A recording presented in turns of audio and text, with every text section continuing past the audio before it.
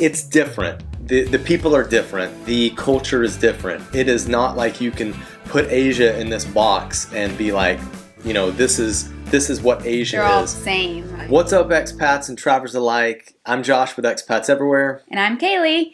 And today we're here to talk to you about us going to Asia. So if you haven't seen our last video, we talked about how we made it abroad initially over 10 years ago. And we were in Spain first, and now we're going to talk to you about how we made to Asia. Yep, so this is all about two Americans moving to Asia.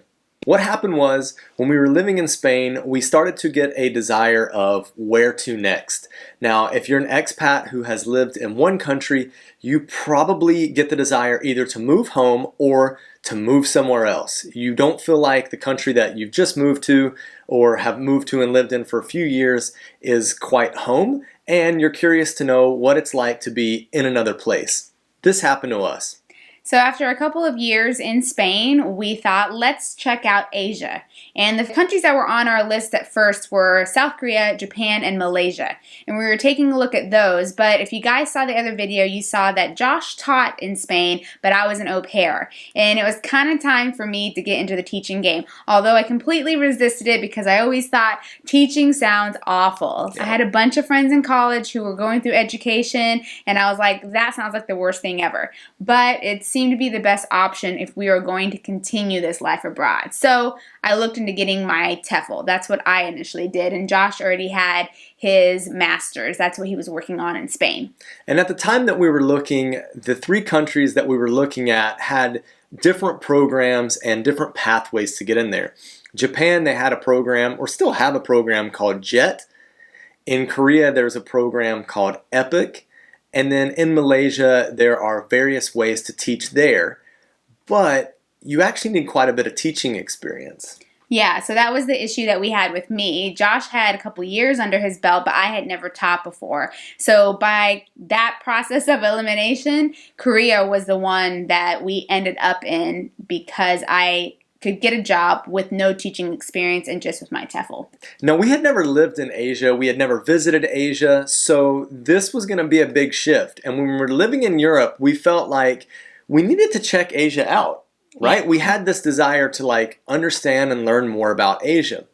So we decided to start researching and figure out what Korea is like, what Japan is like, and what Malaysia is like.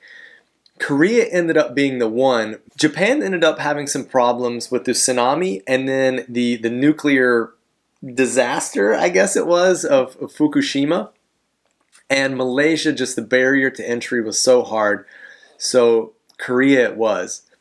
We had to do an FBI background check to get to Korea. If you've ever gotten an FBI background check, you know that this process takes a long time. So if you're considering moving to another country, in Asia especially, and you need a background check, get started early.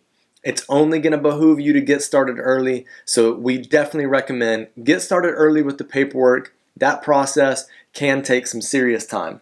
Yeah, so it actually ended up holding us up because we didn't realize it would take so long. It took about 3 months or so to get a piece of paper that said that we had no record because it had to be the FBI one, the federal. We couldn't just do the state one, which was what we did in Spain. So because of that, we ended up going to Korea in February rather than in the fall of 2012, the year before, that we had planned on doing. So we got a little held up back in the States just waiting on that FBI background check. So just like Josh said, definitely if you're thinking about it, just go ahead and get it done because it is a process. You get your fingerprints done and everything, and then it's just a waiting game. So you want to get that paperwork in as soon as possible.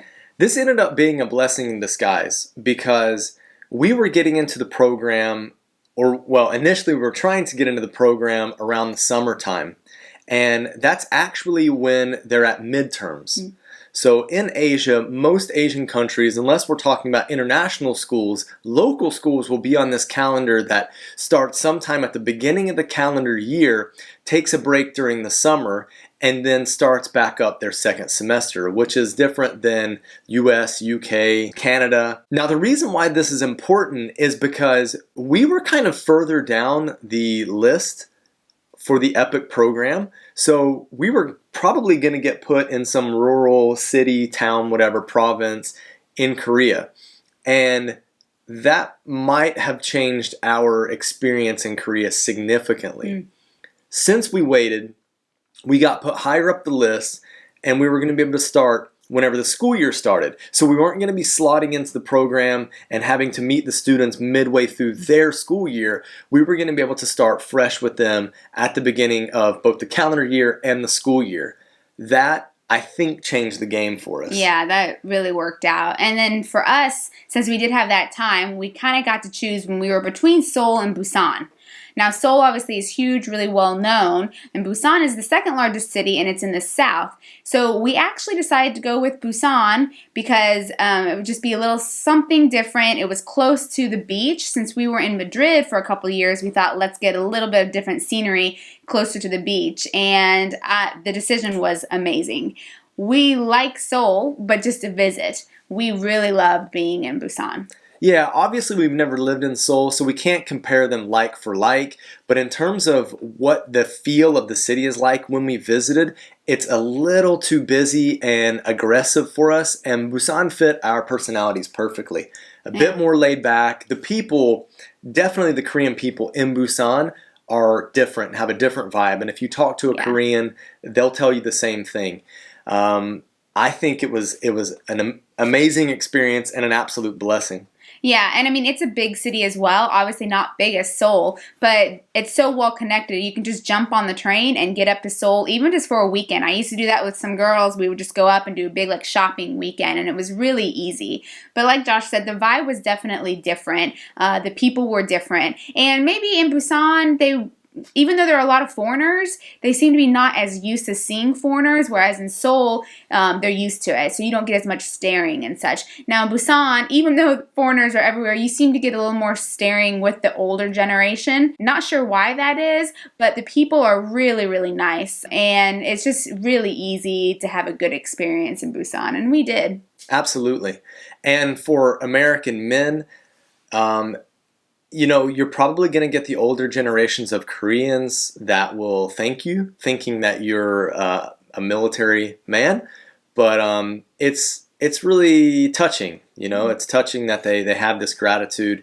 It makes me feel proud. And I think you get that a little more in Busan. In Seoul, there's still a military presence. There's a lot of Americans that are there. And so the vibe, I think, is different with how they are. So sometimes they might be a little scared of the military. But in Busan, I think because it's so laid back, you get more of the older generation appreciating the American-Korean connection for the military. And then I think in Seoul, you get that appreciation, but there's also some shenanigans that goes on that the older generation doesn't seem to like either. But you don't really get that in Busan, which is nice. No, not at all. And if there are any active U.S. military members watching this, please just be responsible when you're there, because literally you are representing all of us around the world.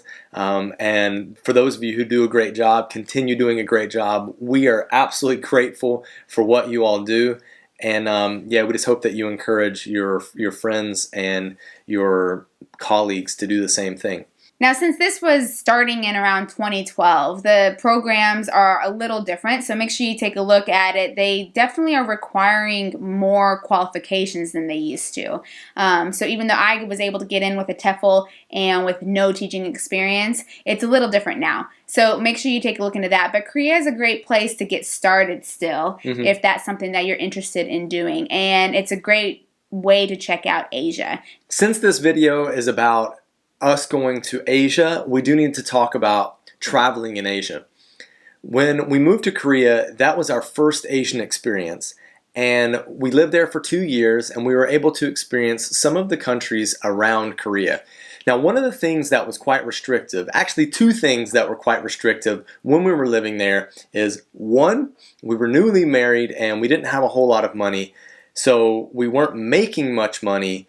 And that limited our ability to, have these big, grand vacations.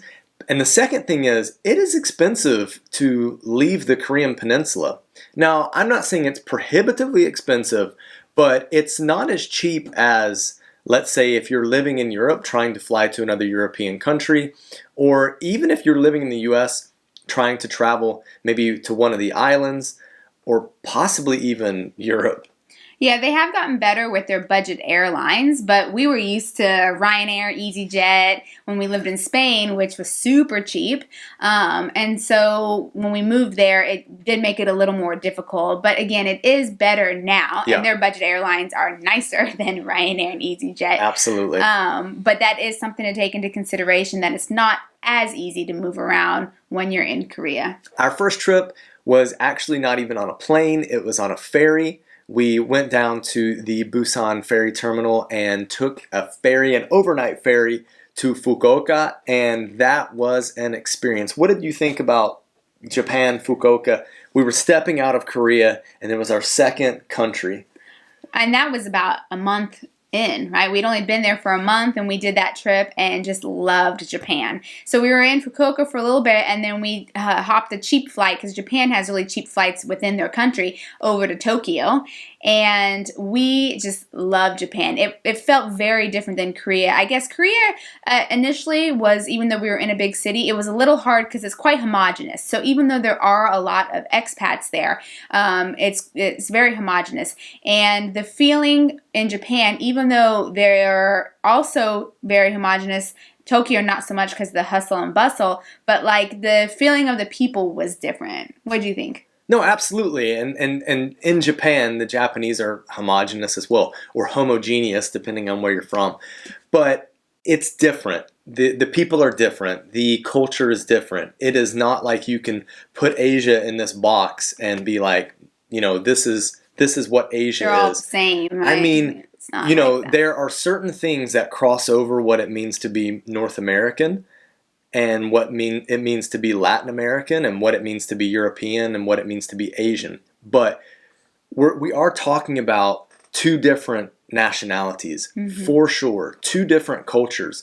And one type of homogenous in Korea manifests itself very differently than the homogenous Japanese. Right.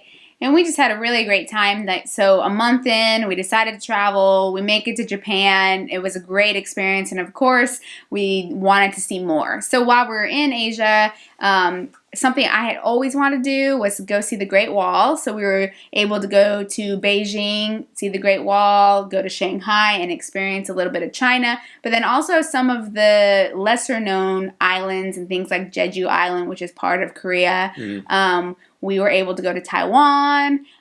So it's in a good location for some of those northern Asian countries to go visit those. For Americans trying to understand what Jeju is like, they compare it to Hawaii. So where the U.S. has Hawaii as kind of that island resort honeymoon destination, that's what Jeju is like for Koreans. And they play to that for sure. Yeah. A lot of honeymooners go there. That's really common. So that was our experience from moving from Spain over to South Korea. And if you haven't checked out that video, make sure you do, because we were total newbies when we first moved over. We had traveled, but we had never lived abroad. So that was what that video is about. And then we go to Asia, sight unseen, never had been to Asia, and South Korea is where we landed. So we just wanted to let you know a little bit about that and open up as to how that was for us. And we have more upcoming because South Korea is not where it ended. We moved on from there. Now, if you guys have made it to this part of the video, then I've got to ask you guys to do a couple things.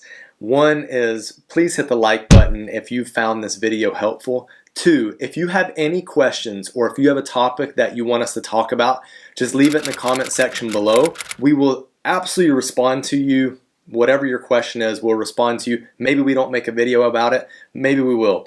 That just depends on what the question is. We thank you so much, and if you like this type of content, hit the subscribe button, as we're starting to see some amazing growth to the channel, and we hope that you can be a part of it, whether you're an expat or a traveler. And we're going to be vlogging just a little bit more because we want to open up and let you guys know a little bit about our experiences. So stay tuned for more of these videos. Take care, guys. Bye.